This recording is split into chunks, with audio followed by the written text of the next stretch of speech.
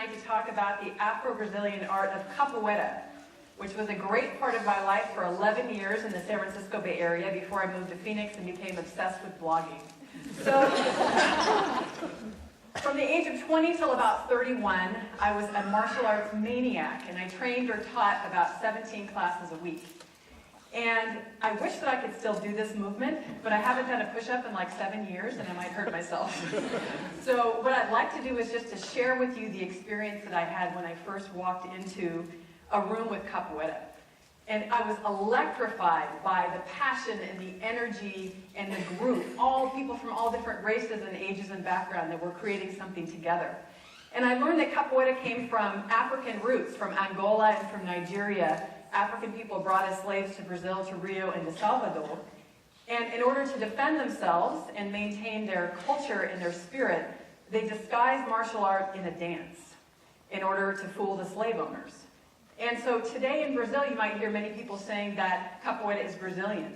People of African roots will say it's African. And as my Navajo husband's relatives say, history is not neutral. It depends on who's telling the story, right? So,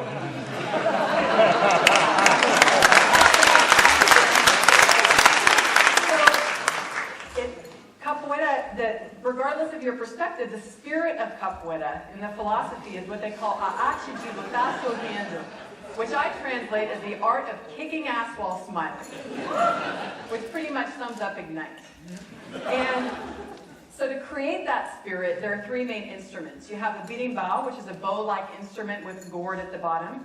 You have an atabaque, which is a large drum, not as large as the taiko drum, with a deer skin or a cow skin. And then you have a pandeiro, or a tambourine.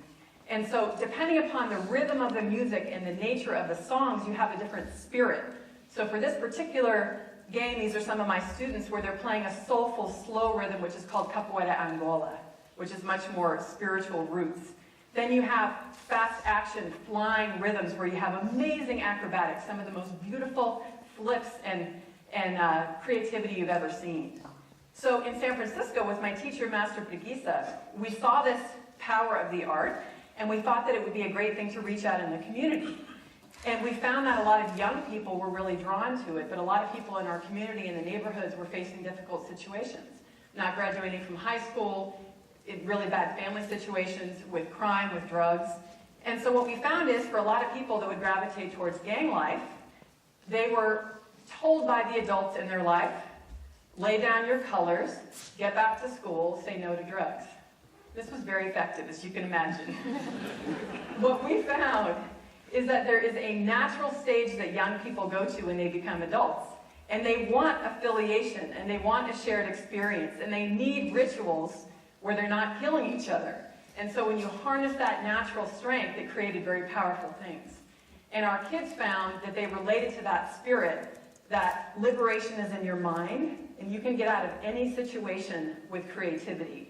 And our kids have done well. Our first student, Jimmy Hakeem, who came here from Nicaragua as a refugee at 14 years old, now owns his own martial arts school in San Francisco. He's a professional mixed martial arts fighter. And he really learned a lot of things from capoeira that really helped in his own life. Our student, Mikhail Patterson, came from Oakland. He was 15 years old when he started with us, from a very difficult family situation, a rough neighborhood. And he says that his discipline and spirit that he learned in capoeira helps with his music production. Nadine Mundo, another student that started at San Francisco State, was so inspired by the stories of the students that she was training with that she created a documentary with actor Benjamin Bratt called The Art of Survival. And she's created another documentary, and she teaches capoeira in New York. So the spirit is something that you too can join. All it takes is clapping your hands. 1, 2, 3.